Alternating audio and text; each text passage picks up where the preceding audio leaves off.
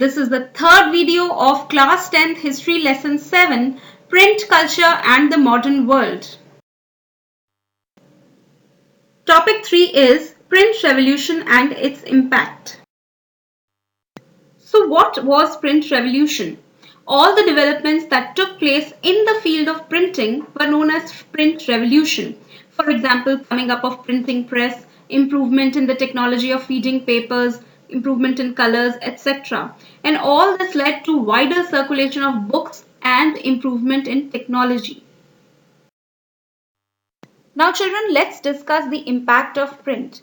First of all, because of print, reading public increased, as now poor could also afford the books as they became cheap. Then print created a new world of debate and discussion.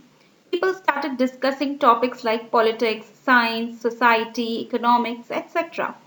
Then there were many people who could not read. So for them, books were illustrated with pictures so that they can also understand the story. And you know, children, woodblock printing took a lot of time, cost, and labor. So printing reduced all these things. As a result, multiple copies of the same book could be produced very quickly, and hence books flooded the market, reading out to growing readership.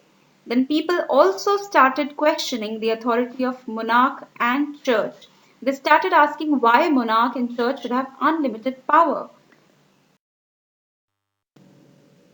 Topic 3.2 Religious Debates and Fear of Print. You know children, the interesting part is some people feared the effect of print. यानी कि उनको print से डर लगने लगा. Let's study the reasons. Some of these we have already studied. So print created a new world of debate and discussion. When people will discuss things, debate things, then only they will raise questions and raise their voice. Some felt that books can liberate the society from despotism and tyranny. That means autocratic rule of the monarch will be questioned. Maybe by reading, people will get inspired and they might initiate a revolt. So people started thinking differently.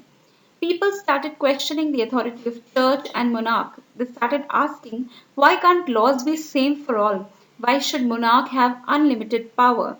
Then some also felt that books can lead to spread of irreligious and rebellious thoughts.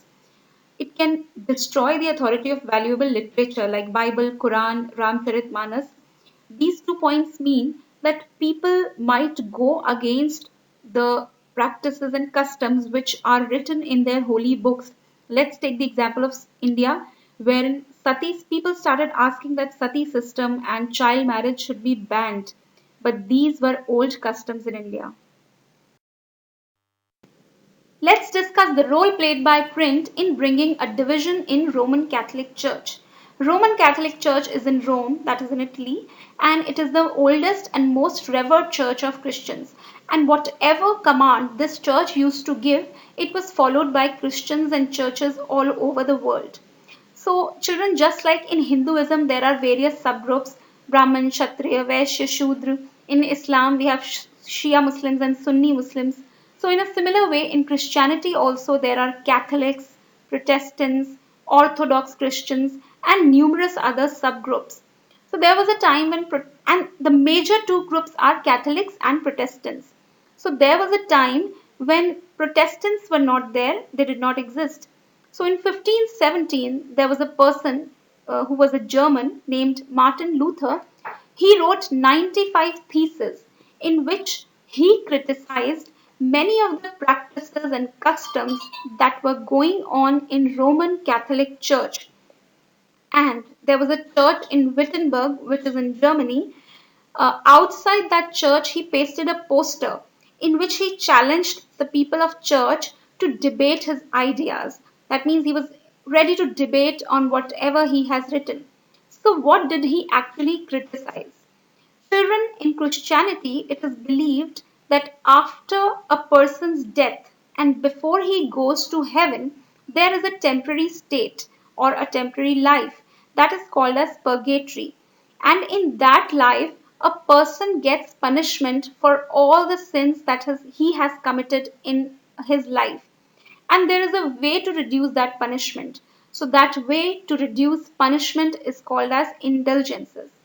So it was also believed that Pope or the father of the church has an authority over purgatory. That means he can tell you how to reduce the punishment that you are going to get after your death. And for this, they used to demand money also.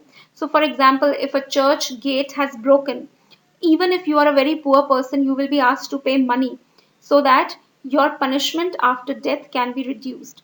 So, Martin Luther criticized all these practices. As per him, Pope has no role or no authority over purgatory. Pope has no control over life of a person after death. He cannot tell you how to reduce punishment. A person can only repent. That means सिर्फ पछतावा कर सकता है एक person, प्रायश्चित कर सकता है, but he nobody can reduce his punishment. It's only God. So Martin Luther criticized this fact, and his writings were reproduced in vast numbers. Many people read it, and the people who followed his ideas started believing in him. They made another subgroup called as Protestants, and this led to the beginning of Protestant Reformation movement. And he also published translation of New Testament. Children, Bible has two parts, Old Testament and New Testament. Whatever ideas were later on added into Bible is written in New Testament. So he translated this in a local German language, and 5,000 copies of it were sold very quickly. So he brought new ideas and into the minds of people. And this is a pic of New Testament that he published. Thank you so much. Please do not forget to like and subscribe.